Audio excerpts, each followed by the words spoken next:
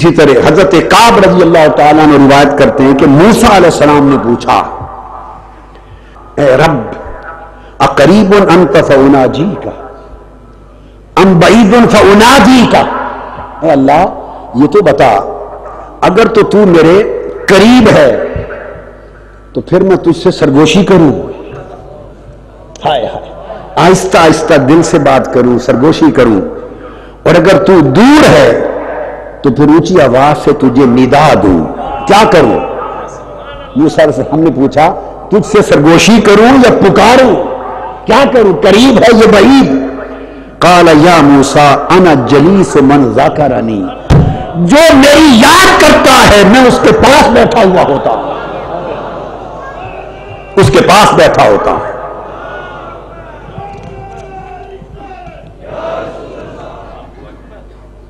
اور پھر آقا علیہ السلام نے فرمایا عن انس رضی اللہ تعالیٰ عنہ، آقا علیہ السلام نے فرمایا کہ ما من قوم اجتمعوا یذکرون اللہ لا یریدون بذلک الا وجہہ الا ناداہم مناد من السماء ان قوموا مغفورا لکم وقد بدلت سیئاتکم حسنات۔ جب کوئی شخص اللہ والوں کی مجلس میں بیٹھتا ہے، اللہ کی مجلس میں جہاں اللہ کا ذکر ہوتا ہے، یجتمعون وہاں بیٹھتا ہے جہاں اللہ کا یذکرون اللہ کا ذکر ہوتا ہے، اللہ کی یاد ہوتی ہے، اللہ کی بات ہوتی ہے۔ یہ میں سارا زور دے رہا ہوں کہ مجلس سنگت اور صحبت میں بیٹھنے سے پہلے فیصلہ کرنا ہے، اس سنگت اور صحبت میں بیٹھا کریں یا نہ بیٹھا کریں۔ یہ صحبت دل کو ذاکر کرتی ہے یا دل کو غافل کرتی ہے، دل کو زندہ کرتی ہے یا مردہ کرتی ہے؟ فرمایا جو مجلس و صحبت اللہ کا ذکر اور اللہ کی یاد میں ہو، فرمایا اور صرف اللہ کے لیے ہو، الا وجہہ، اس کے مکھڑے کے تکنے کے لیے، اس کی رضا کے لیے ہو، تو وہ ابھی مجلس سے اٹھ کے گئے نہیں ہوتے کہ آواز آتی ہے عرش سے، آواز ایک منادی دیتا ہے کہ اٹھنے والوں اٹھو، تمہارے اٹھنے سے پہلے رب نے تمہیں بخش دیا ہے اور تمہارے گناہوں کو نیکیوں سے بدل دیا ہے۔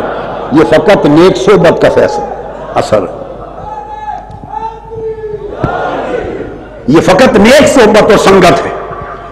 آقا علیہ السلام نے فرمایا، ابو الدرداء رضی اللہ تعالیٰ عنہ روایت کرتے ہیں کہ لَيَبْعَثَنَّ اللَّهُ أَقْوَامًا يَوْمَ الْقِيَامَةِ فِي وُجُوهِهِمُ النُّورُ عَلَى مَنَابِرِ اللُّؤْلُؤِ وَفِي رِوَايَةٍ عَلَى مَنَابِرِ النُّورِ وَإِنَّ وُجُوهَهُمْ لَهُمْ لَنُورٌ وَإِنَّهُمْ لَعَلَى نُورٍ يَغْبِطُهُمُ الْأَنْبِيَاءُ وَالشُّهَدَاءُ بِمَكَانَتِهِمْ مِنَ اللَّهِ وَفِي رِوَايَةٍ يَغْبِطُهُ النَّاسُ وَلَيْسُوا بِالْأَنْبِيَاءِ وَلَا الشُّهَدَاءِ۔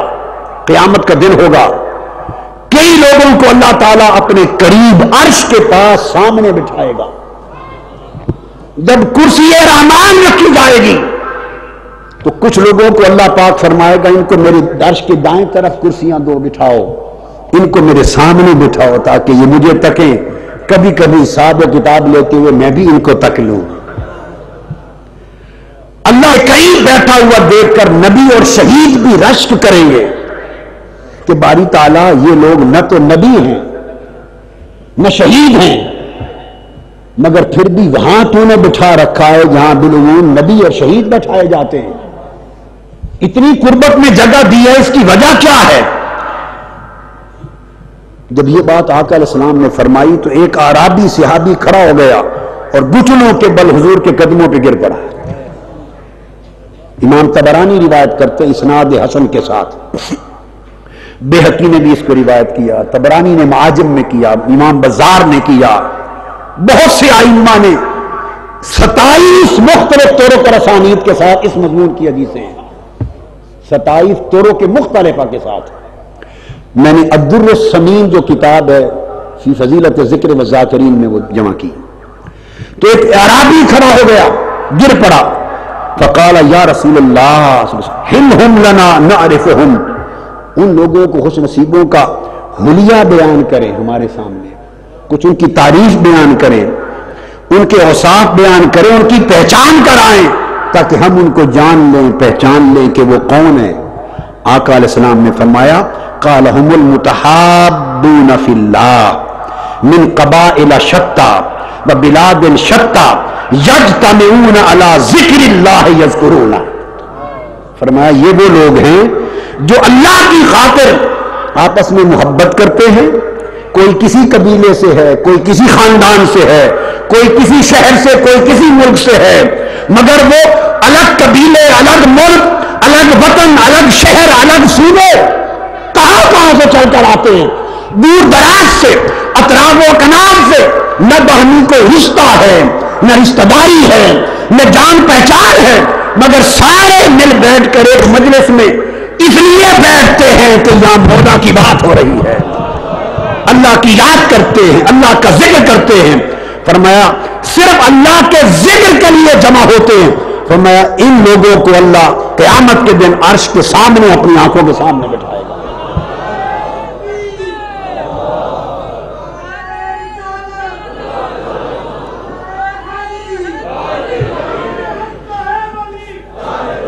اس لیے ایک چیز یہ تھی